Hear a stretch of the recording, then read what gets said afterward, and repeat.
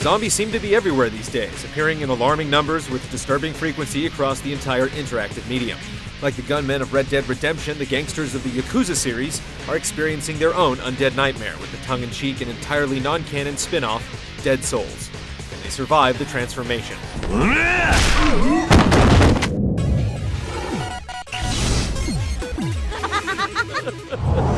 It's not immediately clear who's responsible, but when a zombie outbreak hits the fictionalized entertainment district of Kamurocho, organized crime groups and the general populace alike are plunged into chaos as the self-defense force attempts to quarantine large areas of the city. Meanwhile, a handful of the city's biggest players, who happen to also be its most serious ass-kickers, are attempting to look after their own, figure out who's behind the outbreak, and save their town. It's clear that Dead Souls isn't taking itself completely seriously, but there's still an effort to tell a coherent story through cutscenes and text dialogue. It's all surprisingly well developed, but the overlong cutscenes occasionally bog things down. As events unfold, you'll find yourself alternately learning about long-standing beefs between clans and navigating wacky scenarios that frequently play the zombie catastrophe for grim laughs. Regardless of how familiar you are with the series, characters like the delightfully unhinged Majima are charismatic and likable, rolling gamely with whatever improbable plot twists come their way. A flavorful localization is also an asset, letting a lot of humor come through.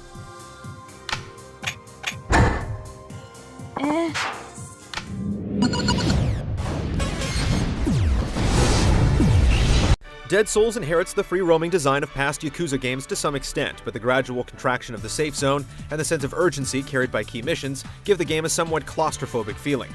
It's appropriate considering the circumstances, but it also creates a hard separation between combat time and chilling out time that can cause weird lapses in tension. You can venture out into the quarantine zone at any time in search of side quests, which involve doing good deeds like rescuing survivors or liberating besieged businesses, but if you're not a completionist by nature, the rewards are minor. You'll kill so many zombies over the course of the game, tracked Dead Rising style with a persistent kill count display, that wading back into the swarm when it isn't absolutely necessary doesn't seem that appealing. Not every activity in the game is likely to call to you, but there's an incredible number of heroic undertakings and leisure activities available, giving the game a long potential life. You'll switch between 4 main characters as the story progresses, each with access to 1 or 2 unique weapons and several side stories. You do gain experience and level up, although your progress is shared across all characters, increasing your life bar as the game progresses in difficulty and passing along any useful skills to the next guy in line.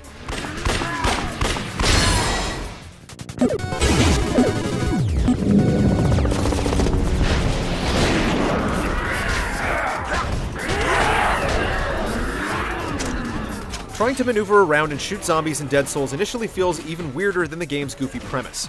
The non-standard control scheme takes some getting used to, and manual aiming can first seem either too slow or too twitchy. Once you get the hang of strafing and quickly locking onto heads for a quick pop though, zombie slaying becomes second nature despite its general awkwardness.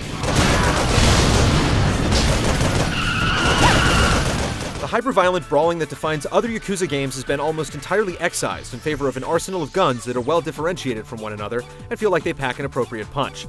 Upgrades to each weapon result in noticeable improvements, and the increased power makes it feel worthwhile to haul rare materials in your cluttered inventory. You'll throw in a kick or shoulder charge from time to time, or grab the occasional sturdy object to swing around, but since you're guaranteed to have at least one weapon with infinite ammunition on hand at all times, shooting zombies in the head is generally the most effective strategy. Dead Souls introduces new enemy types at a gradual pace, including agile skater zombies and exploding fat men, many of which you'll find awfully familiar if you're a zombie game aficionado. The sheer volume of fodder you'll deal with will sometimes make the experience feel like a slog, even if you choose not to pursue the side quests. The freakish and challenging boss monsters, on the other hand, are a definite treat, and the pacing dramatically improves in the final act. Yakuza has always been known for its minigames, and even with the zombie apocalypse going on, there's still a lot to distract you in safe areas, including pachinko parlors with Sega-themed machines and hostess clubs where you can attempt to woo the girls. If you're looking for a massage, though, keep in mind that in this upside-down world, it's not always business as usual.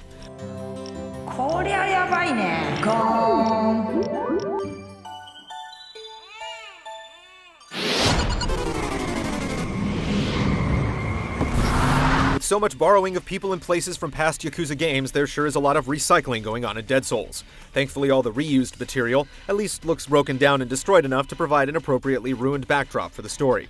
The game is capable of deploying zombies in large groups, and manages to pipe in reinforcements without being too conspicuous, but things get noticeably choppy when there's too much going on at once.